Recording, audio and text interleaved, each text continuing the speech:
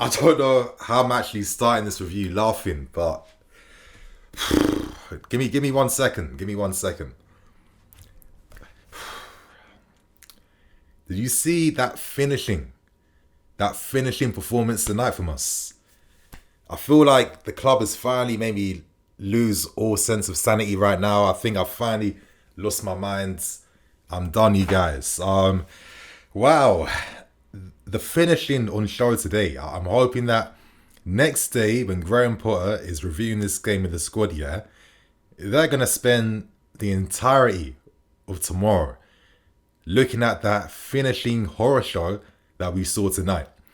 Because for me, yeah, I'm very understanding and I can accept like maybe, come on, you're not gonna score every opportunity you get. Let's keep things real.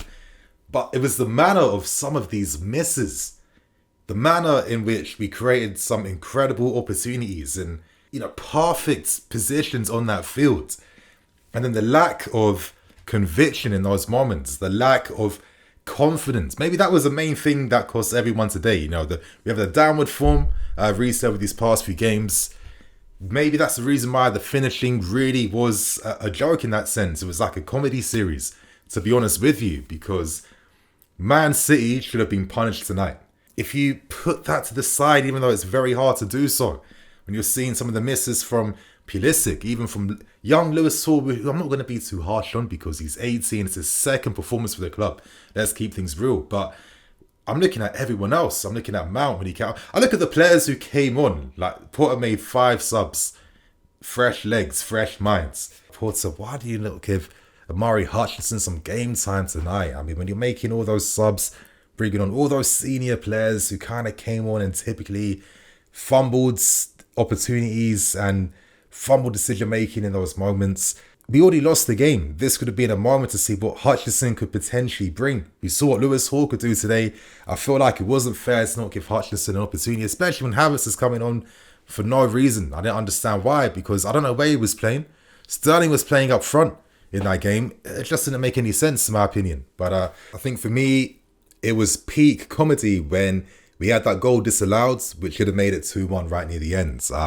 I thought the way that opportunity was even fashioned to begin with was quite comical in itself. But of course, to wrap things up, to end things, Pulisic finally is able to put the ball in the back of the net. And when he does it, of course, he was offsides. I'm going to talk about Pulisic later on in this review. But of course, there were other really bad misses. You're looking at Lewis Hall, who I can't be too hard on. He's 18. It's his second appearance for the team. Come on, he's barely played for us to build up that match experience. But the fact that in those positions says a lot about the confidence he can bring to the team. I'm looking at all the players that came on, 5 subs made in that second half. Fresh legs, fresh minds, adding to the series of comical misses. Mason Mount missing the target completely.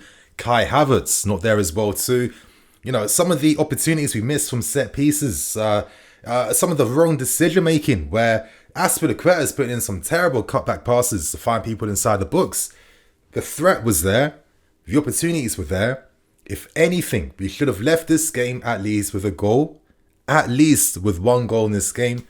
But unfortunately, I just kind of left the game getting these flashbacks of Graham Potter's early days at Brighton, where we all remember Brighton. They were known for creating opportunities after opportunities, and Maupay and the gang constantly blundering and fluffing every single one. And maybe the only way to improve that for us is to go on the market. And I'm hoping, Mr. Todd Bowley, after this game, you and Egbali, you're on the phone to agents straight away to get these deals secured.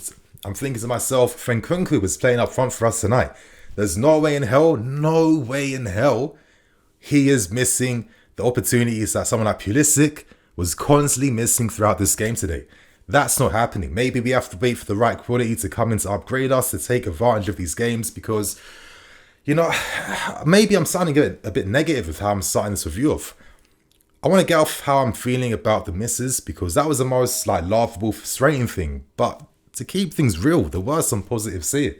And as I said in my preview, I was expecting us to lose 2-0 today. I think I got that prediction right. Man City were going to beat us.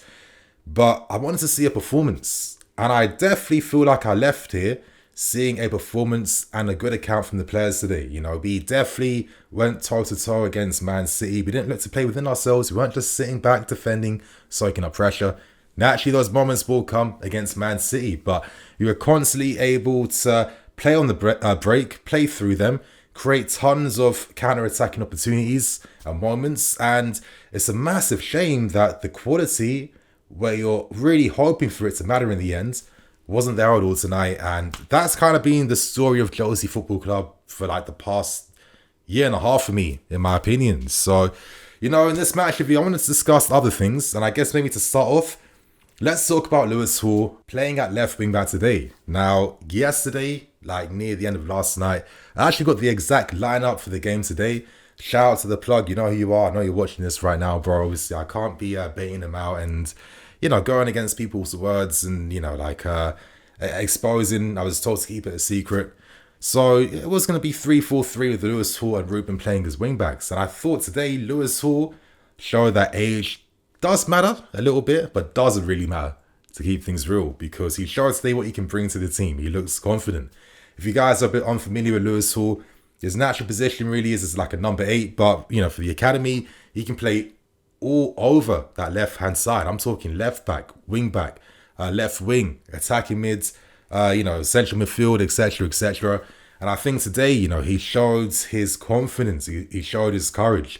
He found himself in two incredible positions, saving it to get a goal in this game to bring us back into the game. I mean, what's that saying about an 18-year-old who's looking to try to affect the game like that? And knowing him, he'll feel disappointed that he did not put the ball in the back of the net by not properly connecting with those cutback passes. He is that good, and he will feel annoyed by that. But for me, I think Graham Potter, you're looking at this kid playing today, we do probably have to stick to using a wing-back system, because that's the only one currently the players are more familiar playing with. And if you have to turn to using someone like Lewis Hall to keep that system going, you have to do that, because for me, I thought the kid looked very good today and is an amazing testament to the quality this academy and this club is constantly producing. So moving on, I guess I need to discuss Christian Pulisic. And damn, you guys know I like Pulisic. I've always said that after his first season, but he really surprised me. I definitely saw him in a different light. I've sympathised with the struggles in the sense of not having that natural left wing position to play in, being played out of position. That's going to make you decline. That's going to affect your confidence. But today he had an opportunity, a moment to tell Graham Potter, I'm your guy, you can turn to me, and I'm going to show you what I can do. I think that was Pulisic's mentality, because there was a few times where he should have played the better pass to his teammate. Instead, he looked to carry the ball for himself, either getting dispossessed or forcing decent shots at times. But the most important area that really mattered today was putting the ball in the back of the net. And Pulisic had 3 great opportunities, and his best one was in that first half, where he had an amazing cutback pass, I think the first 50 minutes, unmarked, no one near him. And the fact that he did not connect with any conviction whatsoever completely baffled me. Maybe there's like this lack of mental confidence based on the fact that he's picked up quite a few injuries. If he feels like he might get some contact in the game, he'll shy away. I can understand that, but if that's the case, that's not really helping what we need to do on the field, yeah? But I just couldn't understand how you're not connecting with that with confidence, put that ball in the back of the net. Multiple opportunities where he's missing and fluffing things. Right near the end of the game too, coming in from the left-hand side, completely missing the connection with that shot then. That was the real difference between us and Man City today. I mean, you look at the XG reports, we had like 1.9 and Man City had 1.8. So we really went toe-to-toe with them. But that big difference is Man City are a team that are regularly putting balls in the back of the net, and their players know how to do that. That was the most frustrating thing about this game, that I thought we played good as a team. We saw good accounts from players today. However, that finishing kept letting us down, and Pulisic was prime suspect number 1 in this regard. And I'm just thinking to yourself, if I'm Graham Potter, how am I going to feel those confident to turn towards him and use him in future games when he had the full 90 minutes to play today and didn't take advantage of this moment? And these are the moments he, himself in particular, has to take advantage of, and he failed today. So that's a bit disappointing for him. I think another player that kind of failed today for me too, and has kind of been constantly failing this season, was Koulibaly.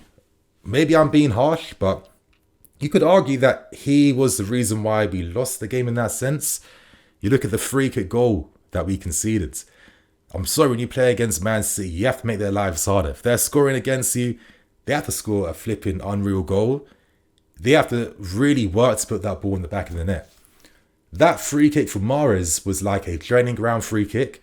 And the fact that the wall did not firm that shot from a guy that isn't blasting these free kicks like prime Roberto Carlos, that was just disappointing. I mean, you're seeing Koulibaly ducking away from that.